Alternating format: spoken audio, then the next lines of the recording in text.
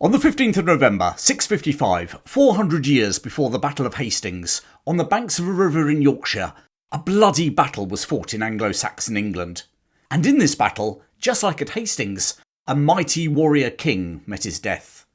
But he was a warrior king who was very deliberately brushed over in history. Why? Because in the new Christian England, he represented the old order of gods, like Woden. It's time to uncover the story of a mighty forgotten warrior, Penda of Mercia, the last pagan king of Anglo-Saxon England. This story is a little different from my usual ones, and it's a follow-on from my recent episode about Raedwald, the warrior king from Dark Ages England. Penda was the king of Mercia, the Anglo-Saxon kingdom in the middle of what is now England at the end of the Dark Ages.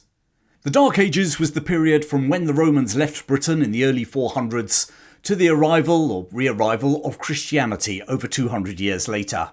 A period when pagan settlers from northern Germany and Denmark, the Angles, the Saxons and the Jutes, arrived on the southern and eastern shores of Britain and slowly moved westward. A period in which history was not recorded in books or manuscripts, but in oral stories and sagas, like Beowulf. As they moved westwards, these settlers slowly formed a myriad of tribes and minor kingdoms. One of these, formed by the Anglian-dominated settler communities in the lower Trent Valley, centred around the modern towns of Lichfield and Tamworth in Staffordshire, was Mercia. The name Mercians means boundary folk or border people, that is, the border with the Welsh kingdoms of Powys and Gwynedd. Mercia was also surrounded by Anglo-Saxon kingdoms with whom Penda fought wars, the Northumbrians, the Saxons of Wessex, and the East Angles. The latter, in the 620s, buried their king, Raedwald, at Sutton Hoo, with the wonderful treasures that are now displayed in the British Museum. I told the story of King Raedwald and his victory over the Northumbrians at the Battle of the River Idle in a previous episode. If you recall from that story, the whole reason the two sides were fighting was because Raedwald had given sanctuary to one of the King of Northumbria's dynastic rivals, Edwin. Following his victory, the East Anglian king installed Edwin on the throne of Northumbria. Edwin ruled Northumbria for the next 17 years. He'd actually go on to be elevated to a saint in the Roman Catholic Church, but don't be fooled by that saintly look in the stained glass windows of churches. He was a warrior king, and swiftly conquered the nearby British kingdom of Elmet, and then defeated the northern Brythonic kingdom of Godolphin in modern-day Lothian in Scotland. Next up, he attacked the North Welsh kingdom of Gwynedd, besieging its king, Cadwallon, on the tiny island of Priestholm, also called Puffin Island, just off Anglesey. Having ravaged Gwynedd, Edwin returned home. But Cadwallon wasn't going to suffer this slight lightly. He planned his revenge, and a year later he invaded Northumbria. At his side, in an almost unholy alliance, was the king of Mercia, Penda. Not a lot of people have ever heard of Penda, and when you hear his story, you might wonder why he is so little known. The answer is that he lived in an age of transition, as the Anglo-Saxons moved from their old pagan religion to Christianity, and Penda was on the wrong side of that transition. Since St Augustine's mission to Kent in 597, the ruling families in Northumbria, the East Angles and West Saxons, Wessex, had adopted Christianity. However, the roots of this new religion at the time did not run deep, yet many of their subjects still worshipped the old gods. And even Raedwald of East Anglia, having converted to Christianity, still kept a pagan altar in his palace, hedging his bets. But in Mercia, Christianity made no headway, not even within the ruling elite. So, whilst around him the English kings embraced Christianity with varying degrees of commitment, Penda remained true to the old gods. The last great pagan warrior king of Anglo-Saxon England. Penda first makes an appearance in English history when, in 628, he fought the King of Wessex near Cirencester in the Cotswolds. The Anglo-Saxon Chronicle doesn't tell us the outcome of the battle, but does say that the two sides came to an agreement. Again, there are no exact details of the agreement, but it seems that it was to the Mercians' advantage, as they gained the lands around Cirencester, and the King of Wessex's son married the sister of Penda. At this stage, Penda was not King of Mercia, but was already developing a reputation as the warrior, who just happened to also be a member of the royal family.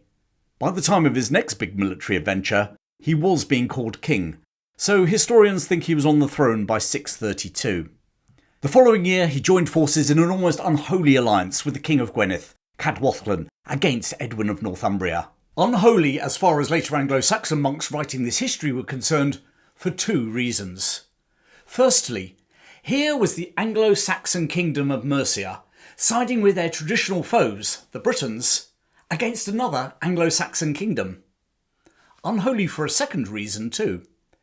Gwynedd, like the other British kingdoms that were a link to the old Romano-British province of Britannia, was Christian, although the missionary monks arriving to convert the Anglo-Saxons begged to differ. In the intervening 200 years since Britannia had been cut loose from the Roman Empire, the Church in Rome had diverged from the Christianity still being practised in Western Britain, and also in Ireland. Despite those differences, and trust me at the time the two different churches, the Celtic and the Roman Catholics, did see them as massive differences, at least King Cadwallon was nominally Christian. His ally Penda of Mercia was a pagan. Penda still worshipped the Germanic gods of old, gods like Woden, Thor, Frigg and Tyr, who are still remembered in the English days of the week. Woden's Day of Wednesday, Thor's Day, Frigga's Day and Tuesday. The scene was set for an almighty showdown. The Christian Briton and the pagan Anglo-Saxon versus the Christian Anglo-Saxon King of Northumbria, Edwin. The armies met on the 12th of October, 633, at Hatfield Chase, a marshy land on the banks of the River Don, which many historians place about 8 miles northeast of Doncaster. Here the mighty Edwin and his army, the scourge of northern Britain, met their end. Edwin was killed, as was one of his sons. Another son submitted to Penda, who subsequently put him to death. The victorious armies of Gwynedd and Mercia now went on a spree of destruction. The Venerable Bede, in his Eccelsiastical History of the English People, states that whilst Penda's heathens were bad, the so-called Christian king of the North Welsh was worse. Maybe for Cadwallon, it wasn't just revenge for the invasion of his own kingdom, but time to pay back nearly 200 years of Anglo-Saxon invasion. It was the last time that a British or Celtic kingdom ever invaded and conquered an Anglo-Saxon kingdom. But Cadwallon's fortunes were about to come to a shuddering halt. Within a year, Northumbrian resistance galvanised around Oswald, whose father, Aethelfrith, had created the Kingdom of Northumbria, and who had met his end at the hands of Raedwald in my previous episode. Gathering those men still willing to fight, Oswald erected a cross just north of Hadrian's Wall, not far from the town of Hexham. Having ordered his small army to kneel and pray under that cross, Oswald then gave battle to the mighty Cadwallon. Despite his numerical inferiority, Oswald won the day, killing Cadwallon in the process. The Venerable Bede, writing about this victory in Jarrow Monastery nearly 60 years later, put it down to divine intervention, and the battle became known as the Battle of Heaven's Field. Oswald's victory restored Northumbrian independence. There's no evidence that Penda and his Mercians were present, and you would think that Christian monk Bede would have mentioned a victory over the pagans, wouldn't you? He seems to have retreated back into Mercia, where he remained king, but the threat of the re-energised Northumbria under Oswald was ever present for the next 9 years. Despite that threat, Penda possessed enough military might to invade East Anglia in 641. There he defeated their king and his brother, who was actually the previous king but had given up his throne to become a monk. With both kings killed in the battle, the Mercian strongman now installed Raedwald's nephew, Anna, as the new king. Just 1 year later, in 642, Penda was on the receiving end of Oswald of Northumbria's revenge. On the 5th of August that year, the two kings met in a battle at a place called Mayserfield. Unfortunately, no one recorded where Mayserfield actually was. Contenders are Winwaed, just north of Warrington in Cheshire, Brunham-cum-Oglethorpe, east of Leeds, or Oswestry in Shropshire. The first two options would suggest a battle on the frontier of the kingdoms, whilst Oswestry, which tends to be the most popular location, would indicate that Oswald had smashed his way through Mercia and had invaded the British kingdom of Powys. Seeing as Penda seemed to have strong friendships with his western neighbours, it's not impossible that he fled there and Oswald was pursuing him. Wherever the battle was fought, Penda achieved a stunning victory, defeating the Northumbrian army and killing Oswald in the process. Penda ordered that Oswald's body be ritually dismembered, akin to some of the stories in the Anglo-Saxon saga, Beowulf, and the Northumbrian's head and hands were cut and placed on stakes.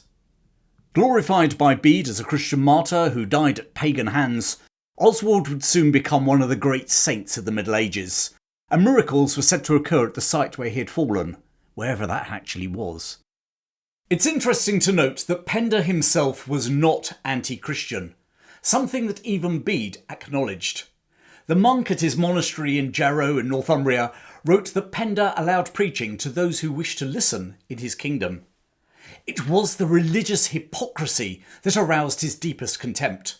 And even Bede said that Penda's contempt was reserved for Christians who were insincere in their beliefs and didn't follow the commandments of their new religion, which strikes me as a reasonable stance for a man who is painted as the arch-pagan warrior. In fact, Penda was so relaxed about Christianity that he allowed his own son, Peada, whom he had created as a sub-king of the Middle Angles, to convert when he married Oswald's successor, King Oswy's daughter. Christianity was coming to Mercia in a rather roundabout way. But that didn't stop Bede casting Penda very much as the pantomime villain in a Christian story. Oswald's defeat and death left Penda as the most formidable king in England. And whilst Bede, writing decades later from the safety of a monastery, might brush him away as an also-ran, at the time, you ignored him at your peril. For a start, he followed up on his victory over Oswald by invading the leaderless Northumbria and splitting the kingdom back into two separate entities, each with their own ruler.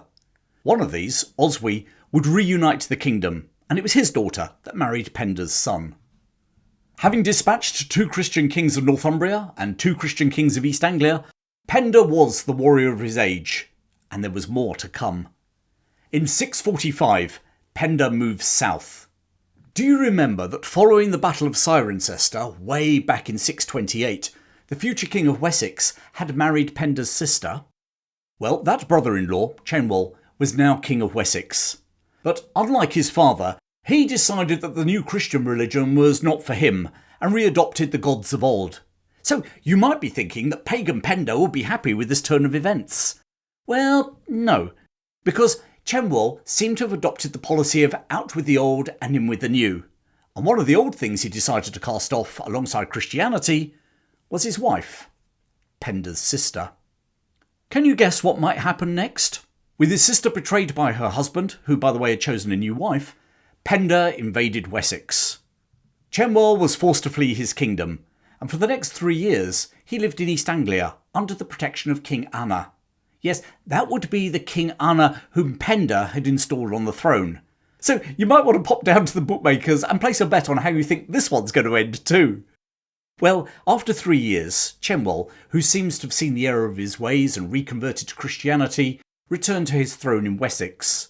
We don't know why Penda allowed him to do so, nor do we know whether he decided on wife 1 or wife 2. But what we do know is what happened to King Anna of East Anglia. In 653, Penda once more invaded East Anglia, and once more he was victorious.